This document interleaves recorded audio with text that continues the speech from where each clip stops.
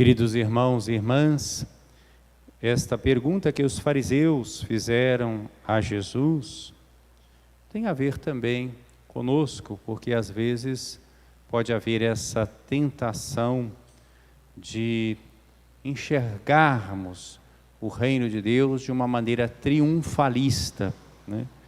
Quando os fariseus perguntam sobre o momento em que chegaria o reino de Deus, eles estão sonhando com um reino de Deus que mostre todo o esplendor do reino de Israel.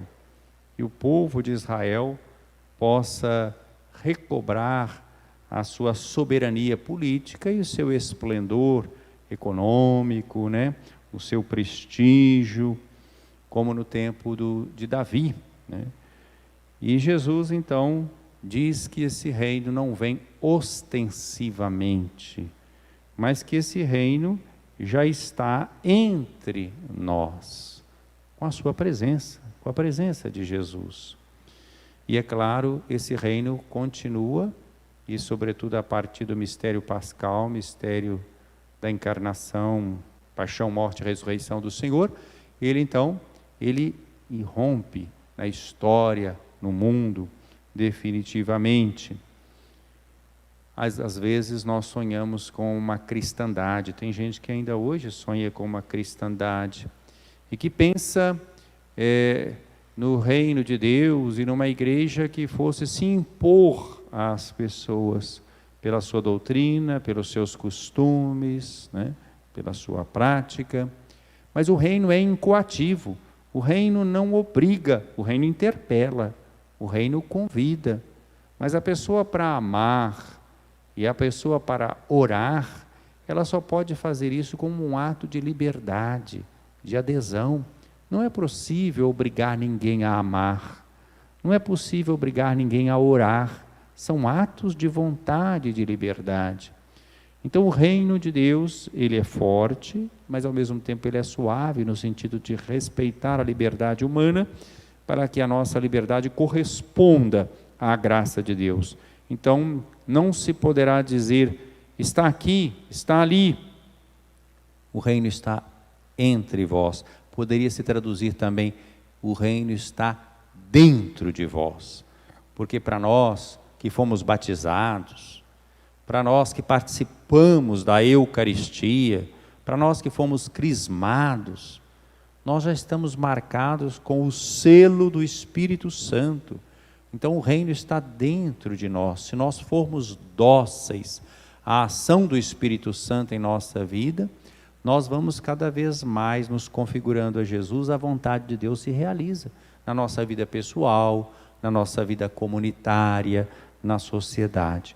Então o reino está dentro de nós. Às vezes nós nos deixamos levar só pelos nossos instintos egoístas, né? Ou simplesmente nos pautamos por nossas considerações racionais.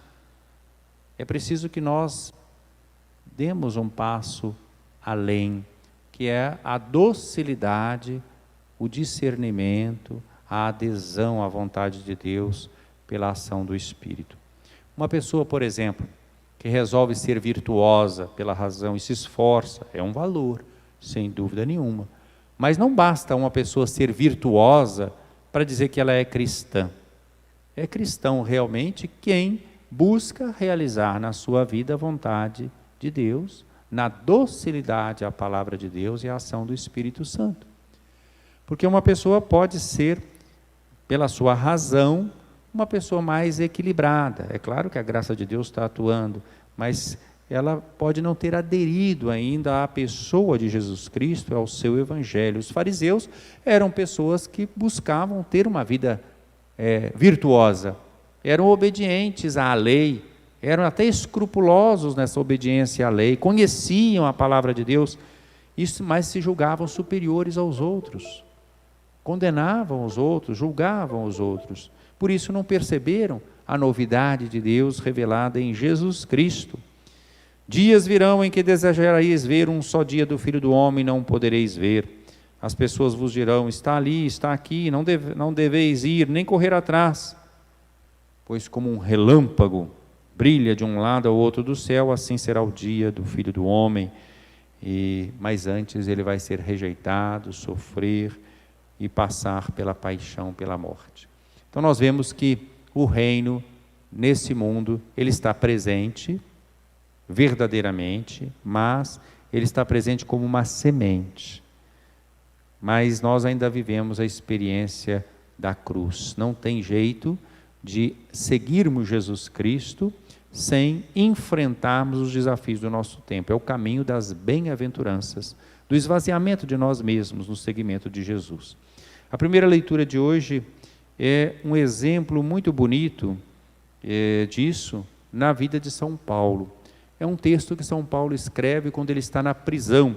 Esta carta a Filémon. Filémon era um colaborador de Paulo no trabalho evangelizador. Ele começa, inclusive, elogiando a atuação de Filémon, o bem que ele fez na comunidade. Caríssimo, grande alegria e consolo tive por causa de tua caridade. Está elogiando Filémon.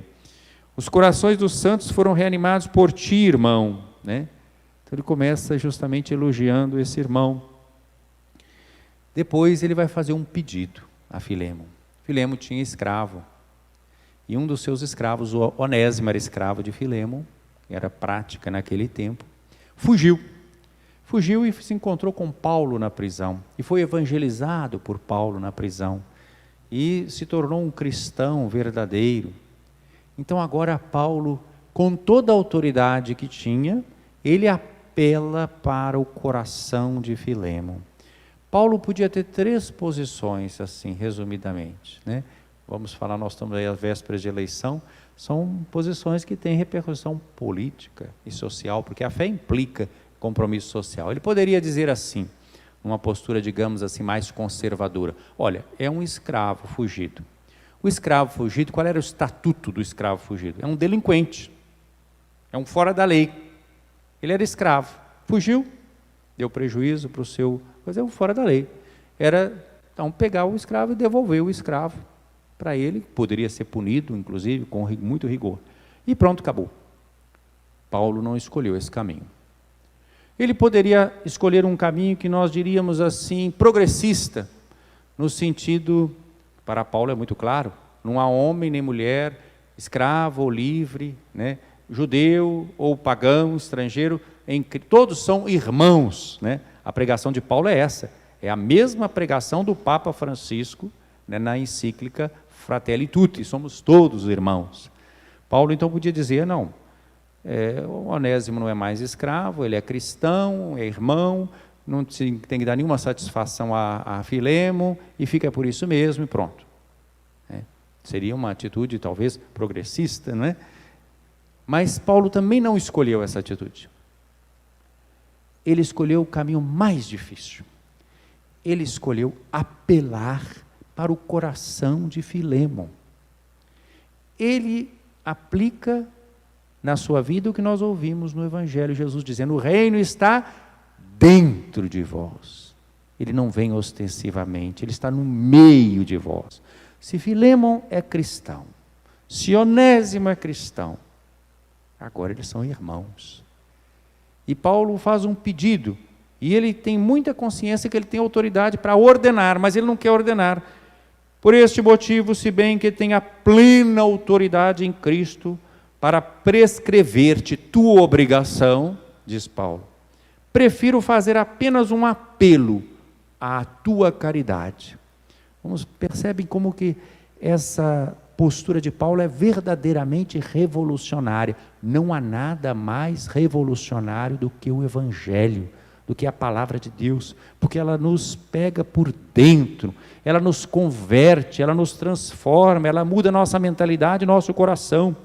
Eu, Paulo, velho como estou, e agora prisioneiro de Cristo Jesus, faço-te um pedido em favor do meu filho, que fiz nascer para Cristo na prisão, Onésimo. Paulo chama Onésimo, que ele evangelizou, de filho, meu filho. Então faço-te um pedido, interessante, ele não deu uma ordem, mas um pedido, diretamente à caridade de Filémon, que fiz nascer na prisão, Onésimo. É um bilhete que está no Novo Testamento, graças a Deus que esse texto não foi perdido e que entrou, e é canônico. é sinal de revelação de Deus para nós. Antes, diz Paulo, ele era inútil para ti, agora ele é valioso para ti e para mim. Eu o estou mandando de volta para ti. Ele é como se fosse o meu próprio coração. Ele não está devolvendo um escravo, está devolvendo um irmão. Gostaria de tê-lo comigo, a fim de que fosse teu representante para cuidar de mim nesta prisão. Paulo está velho e é prisioneiro, prisão que eu devo ao Evangelho. Ele tem consciência que está preso por causa do Evangelho. Mas eu não quis fazer nada sem o teu parecer, para que tua bondade não seja forçada, mas espontânea. Estão vendo? Ele está apelando para quê? Para a liberdade e para a vontade de Filémon. É aí que o reino acontece, quando alguém adere por amor e não por uma imposição. Se ele te foi retirado por algum tempo, talvez seja para que o tenhas de volta para sempre. Já não como escravo, mas muito mais do que isso, como um irmão querido, muitíssimo querido para mim, quanto mais ele o for para ti, tanto como pessoa humana, quanto como irmão no Senhor. Veja, Paulo fala da dignidade de pessoa humana e irmão no Senhor. Assim, se estás em comunhão de fé comigo, recebe-o como se fosse a mim mesmo. Eu duvido que Filémon, nós não conhecemos o resto da história, tenha resistido a essas palavras de Paulo. Se em alguma coisa ele te prejudicou, ou se alguma coisa te deve, põe na minha conta. Eu, Paulo, de meu punho o escrevo, eu o pagarei, para não dizer que tu mesmo me deves a própria vida, porque Filémon também foi evangelizado por Paulo. Então, tu deves a vida. Sim, irmão, deixa que eu te explore no Senhor, conforta em Cristo o meu coração. Veja que bilhete assim afetuoso, e que apela à caridade. Então, meus irmãos, é o caminho da revolução do Evangelho. É isso também que o Papa Francisco, com outras palavras, noutro contexto, de forma mais extensa, exorta a humanidade inteira com essa maravilhosa encíclica Fratelli Tutti. Somos todos irmãos. Diante de tantas divisões, de tantos desafios na nossa vida, diante dessa pandemia também, não é só a encíclica, não é só por causa da pandemia, ele nos exorta a vivermos o Evangelho com autenticidade.